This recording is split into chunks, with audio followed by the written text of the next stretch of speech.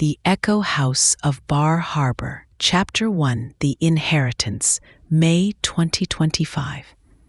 The email blinked on my screen regarding the estate of Beatrice Holloway. My Aunt Beatrice, dead.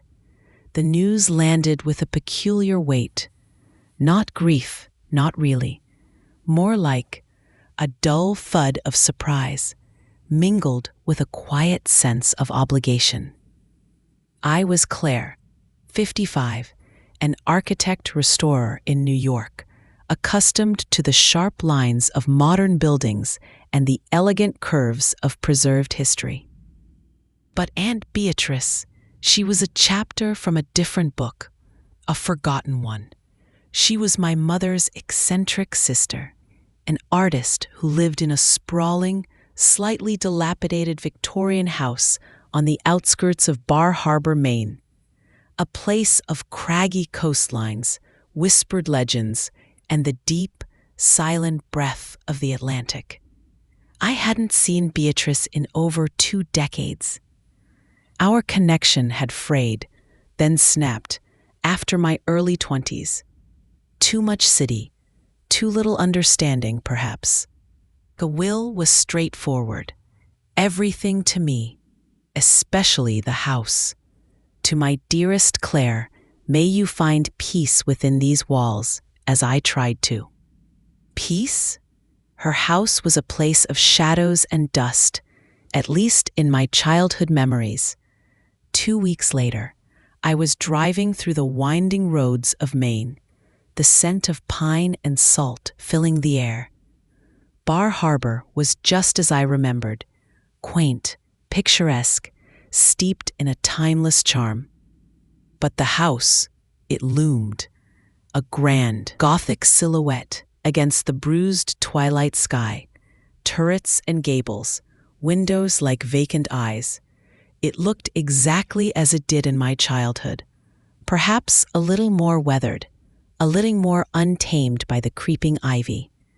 I pulled into the gravel driveway, the crunch of stones under my tires the only sound. The front door, a heavy, dark oak, stood slightly ajar, as if waiting. A chill, despite the mild spring evening, snaked up my spine. I pushed it open. The air inside was heavy, thick with the scent of old paper, dried flowers, and something faintly metallic, like forgotten paint. Dust motes danced in the last slivers of light, filtering through the stained glass transom. My hand reached for the light switch. A faint click. Nothing. The power was off. I pulled out my flashlight, its beam cutting through the gloom. The entrance hall. My childhood home. The one in Charleston. The same faded Persian rug. The same antique hall tree. Even the precise angle of the grandfather clock in the corner. My heart gave a strange, violent lurch. It was too similar, an uncanny resemblance. I walked further, my breath catching in my throat. The living room, my parents' living room. The heavy velvet drapes, pulled back just so. The floral patterns on the worn armchair. The specific arrangement of books on the mahogany shelf, even the tiny chipped ceramic bird on the mantelpiece. It was all there, exact. Down to the smallest detail. My mind reeled. This wasn't a coincidence. This was a replication. My hands flew to my mouth, stifling a gasp. Fear, cold and sharp, pierced through my initial bewilderment. This was not right. Aunt Beatrice was eccentric, yes, but this was beyond eccentricity. This was obsessive. This was unsettling. I stumbled into the next room, the kitchen. The same chipped tile floor, the same antique stove, its enamel slightly faded, the identical set of ceramic canisters on the counter, even the faint tea stain on the wooden cutting board, just where it always was in my mother's kitchen. It was a perfect, terrifying reproduction. And then, my bedroom. My childhood bedroom, the one from Charleston, the one I'd left behind when I went to college. The canopy bed, its lace canopy yellowed with age. The small wooden rocking horse in the corner. The overflowing bookshelf with my favorite childhood stories. Even the precise placement of the faded map of the world above the desk, with the pushpins marking all the places I dreamed of going. My dollhouse, miniature and perfect, sat on a small table by the window. It was all there, every detail. My eyes welled up. This wasn't just a replica. It was an exact, meticulously recreated replica of my childhood. Every room, every piece of furniture, every small, insignificant detail. My brain struggled to process it. How? Why? Why would Aunt Beatrice do this? What did it mean? A deep chill settled in my bones. This wasn't a house. It was a time capsule. And it was waiting for me.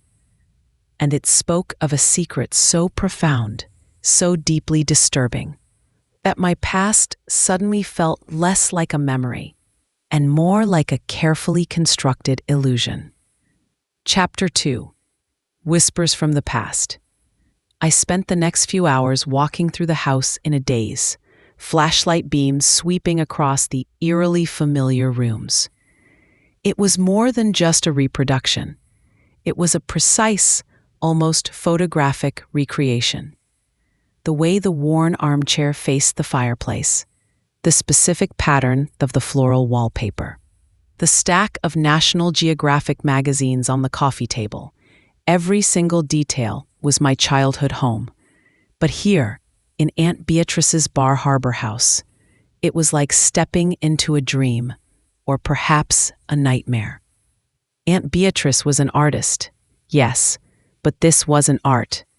This was an obsession, a project beyond comprehension. My memories, so vivid and personal, were now tangible, reflected back at me through her meticulous, unsettling mimicry. I remembered my own childhood, my parents, successful but often strained, their arguments hushed but sharp that would echo through the Charleston house. My mother, beautiful but fragile, my father, brilliant but distant. I was often a lonely child, seeking solace in books and the quiet corners of our large home. Aunt Beatrice, she was the one who offered escape. She would visit our Charleston home, or sometimes I'd spend weekends with her in Bar Harbor. Her visits were a breath of fresh air. She'd teach me to paint, to find beauty in a wild flower, to listen to the ocean's roar. She was eccentric, yes, but always kind, always present. Our connection had always felt warm, if a little fragile, then it faded. Why?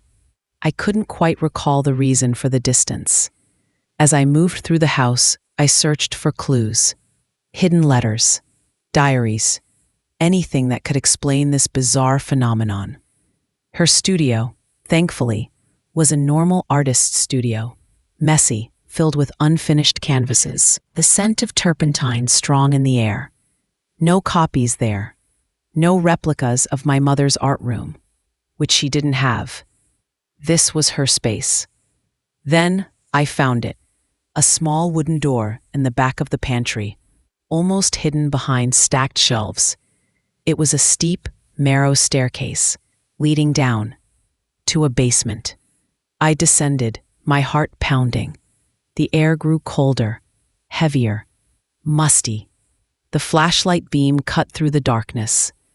And then, I gasped, another room. But this one was different. This was my childhood bedroom, but not the pristine, perfectly recreated one upstairs. This was a ruined version. A broken rocking horse, a shattered dollhouse, bookshelves knocked over, their contents scattered and moldering. A small child-sized bed, its mattress stained and torn. It was like a forgotten echo, a room frozen in a state of decay. It filled me with an inexplicable, profound sadness and dread. What was this? Why was this particular room in such disarray? My mind screamed questions. Why my childhood? Why these rooms? Was this some twisted act of love, or a desperate attempt to capture something lost? My own childhood, I now realized, was not without its shadows. The tension between my parents, the feeling of being an outsider in my own home. Was Aunt Beatrice trying to fix it, to build an ideal past? I needed answers, and I knew just the person who might have them.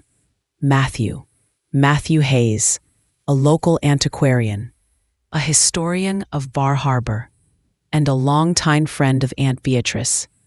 He had always seemed to know her better than anyone, understanding her quirks and her deep, silent nature. He was my only hope of unraveling this chilling, beautiful, baffling mystery. Chapter 3: The Antiquarian's Tale. Matthew's shop, nestled on a cobbled street in downtown Bar Harbor, smelled of old books and polished wood. He was a man in his late 60s, with kind eyes and a thoughtful demeanor, surrounded by artifacts of forgotten lives. He greeted me with a quiet warmth, expressing his condolences for Beatrice's passing.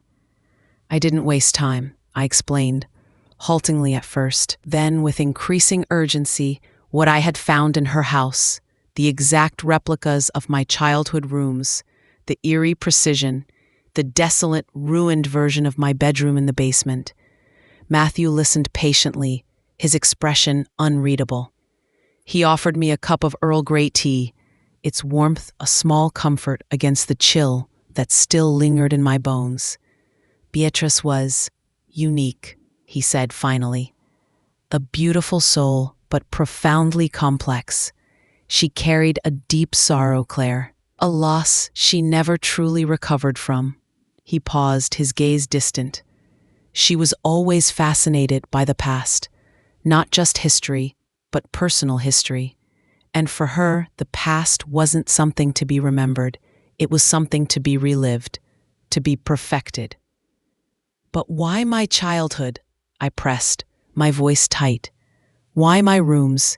It's unsettling, Matthew. It's like she was trying to steal my memories or live them herself.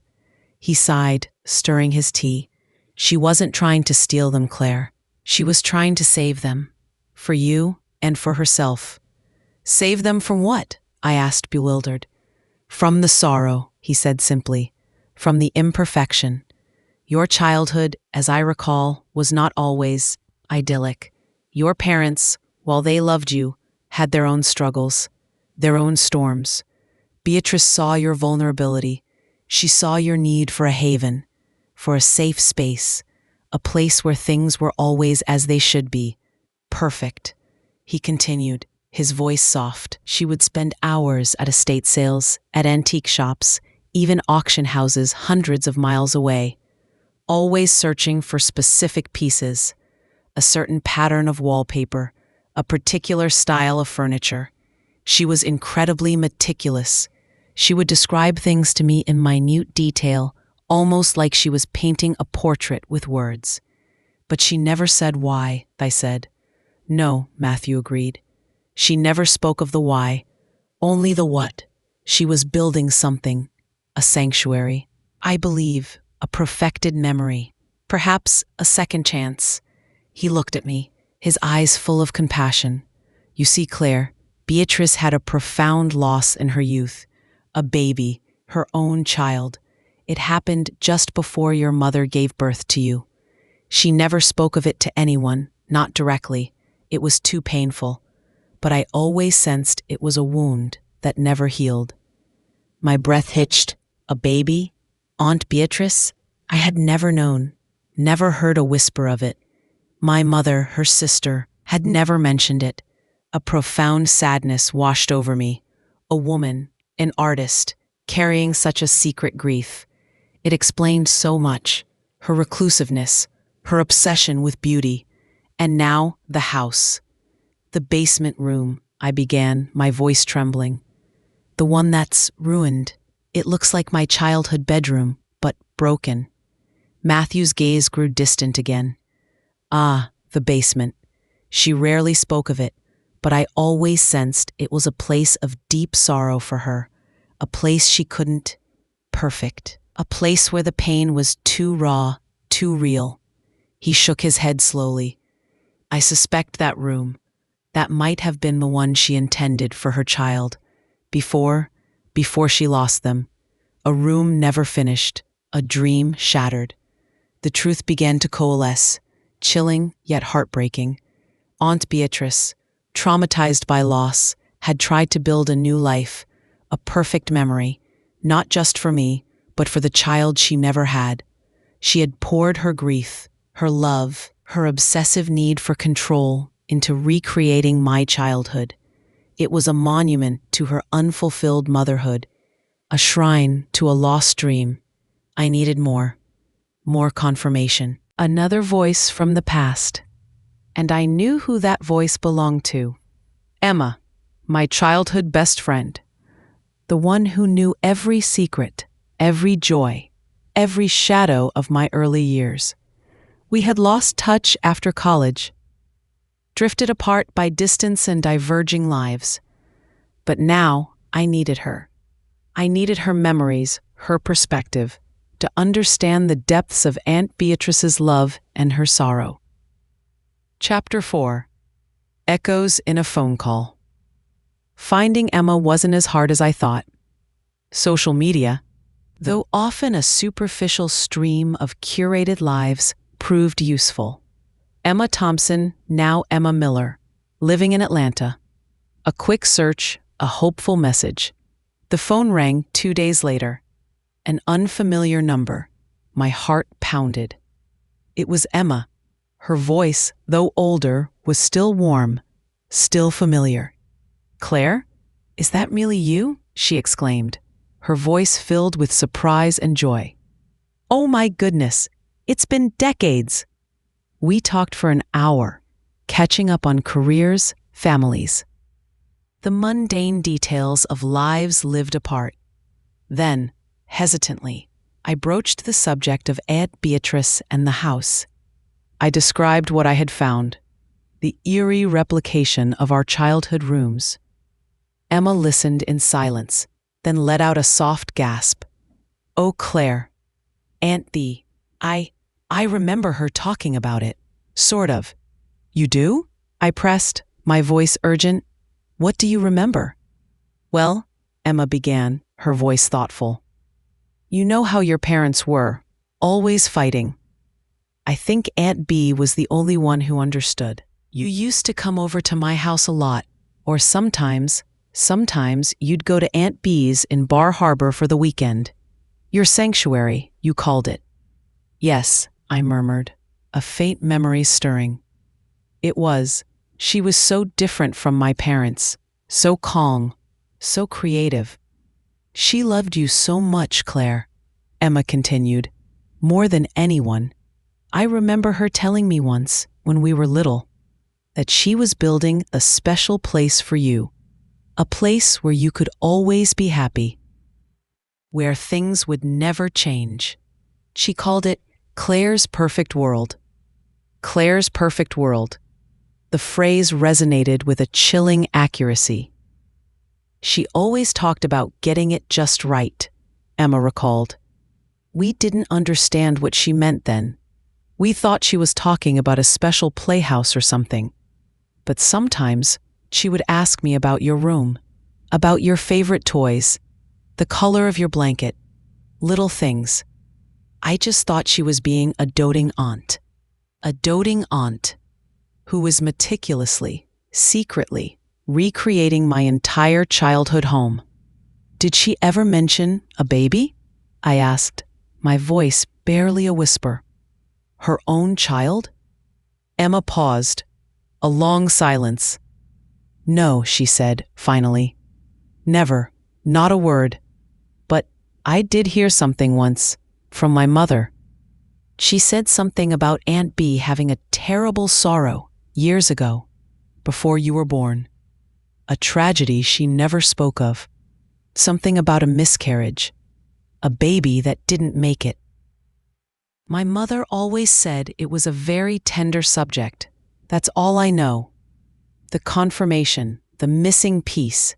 My aunt, a grieving mother, attempting to build a perfect world, not just for me, but for the child she had lost. The house was not an act of madness, but a testament to profound, enduring grief and a desperate attempt to create an ideal sanctuary. I thanked Emma, our conversation a bridge rebuilt across decades. The pieces of the puzzle were finally clicking into place. But there was still one more thing. That locked box Matthew had mentioned. The one he couldn't open. The one that held Aunt Beatrice's deepest secrets. I returned to the house, the sun setting over the jagged Maine coastline, casting long shadows. The old Victorian, once a source of unsettling mystery, now felt softer, more tragic than terrifying. I found the hidden compartment in the old roll-top desk in the library. A small, ornate wooden box with a tiny, intricate lock. I called Matthew. He came over, his face etched with understanding. He examined the lock, then, with a delicate touch and a few specialized tools, managed to open it. The click echoed loudly in the quiet room. Inside, nestled amongst faded lace and dried lavender, were several items. A tiny yellowed baby's bonnet, a small silver locket, and then a stack of diaries and a sheaf of letters, all in Aunt Beatrice's familiar flowing script. These were her truest confessions. These were the keys to the Echo House. Chapter 5, The Unseen Heart. The diaries were a journey into Aunt Beatrice's soul, her pain, her hopes, her descent into a meticulous, beautiful obsession. I read through the night, the silence of the old house punctuated only by the turning of brittle pages and the quiet rustle of the ocean outside. The first entry, dated 1968, was raw, a desperate cry. The emptiness, it consumes me, my little one, my joy, gone, before I even knew you. The silence in this house, it's unbearable. She had named the baby, Lily, a delicate, fleeting name. She wrote about her dreams for Lily, the nursery she had planned, the tiny clothes she had knitted, and then the abrupt, devastating loss. It was clear she never fully recovered.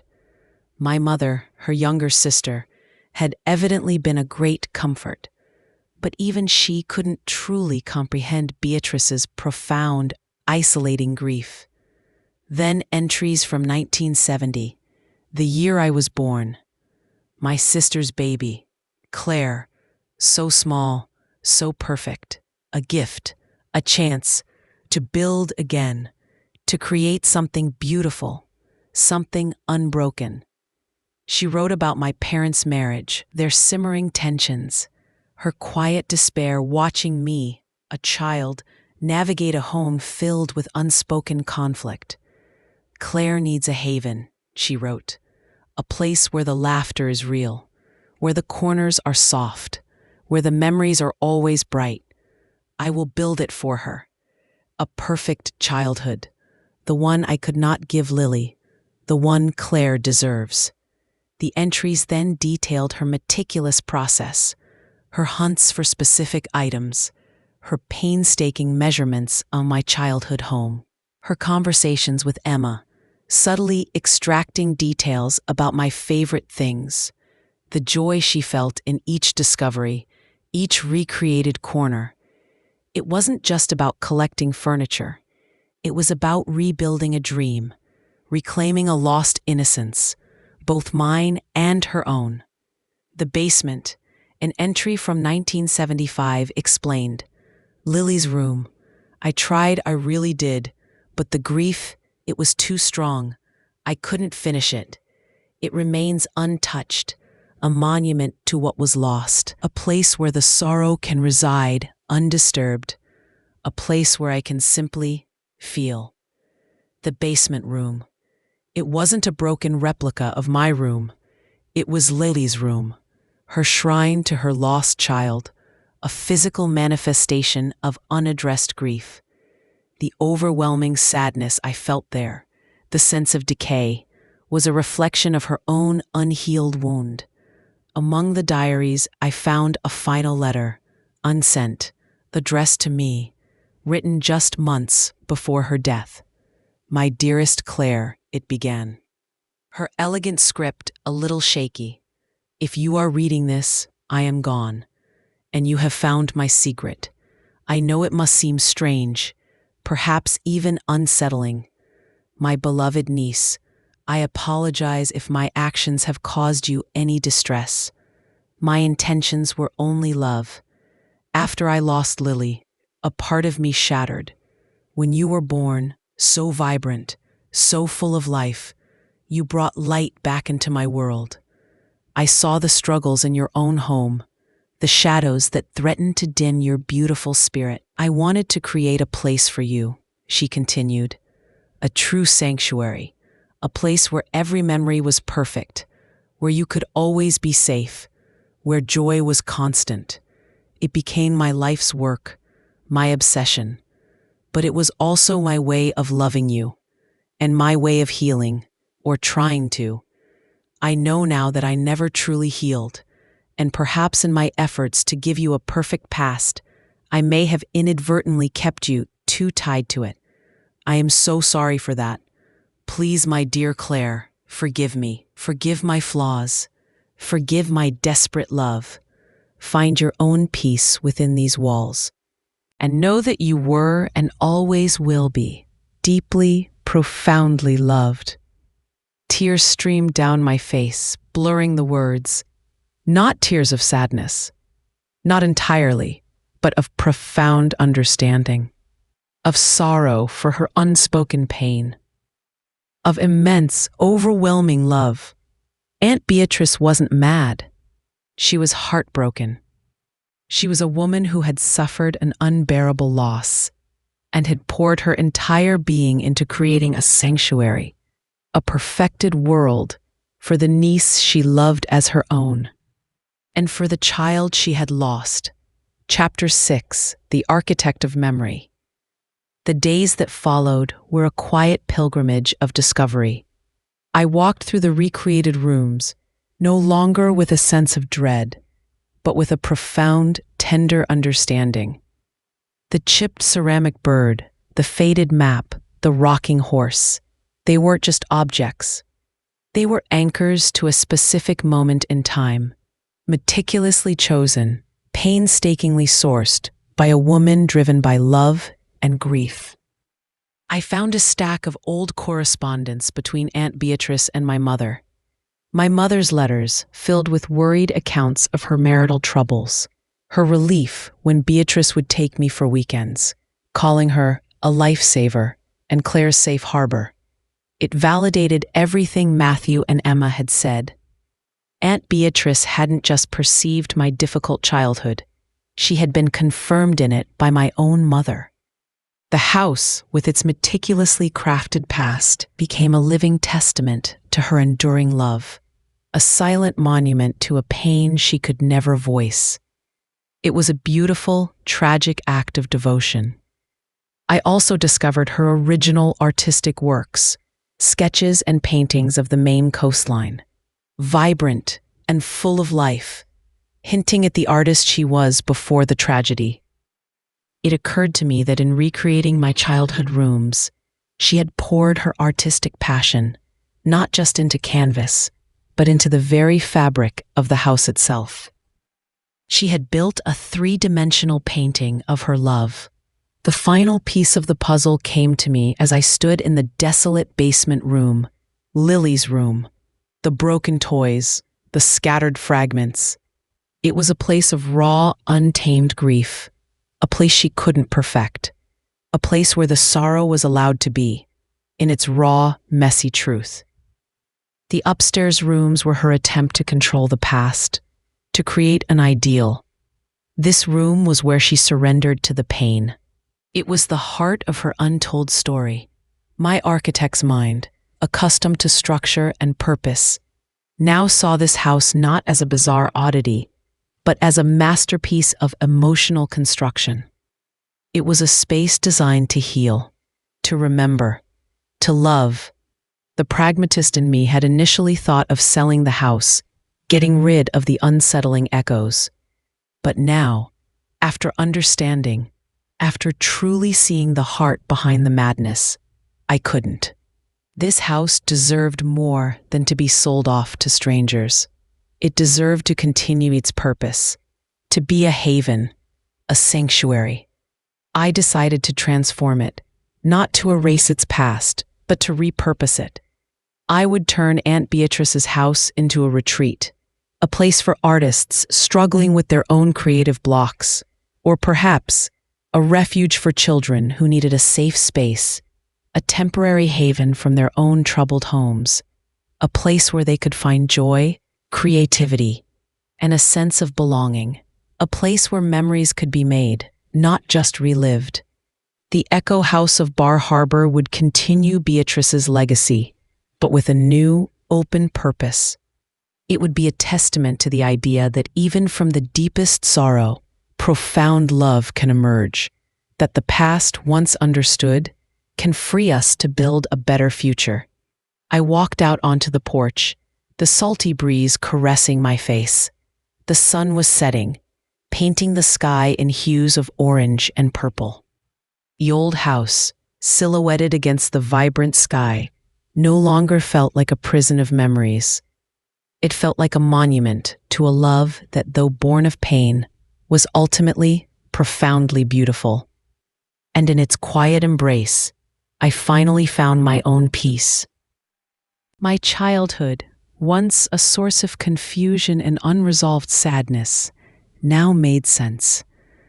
My Aunt Beatrice, once a distant enigma, was now a beloved, tragic figure whose love, though unconventional, had saved me. And in inheriting her house, I had inherited not just property, but a deeper understanding of myself, my family, and the enduring power of a heartbroken artist's love.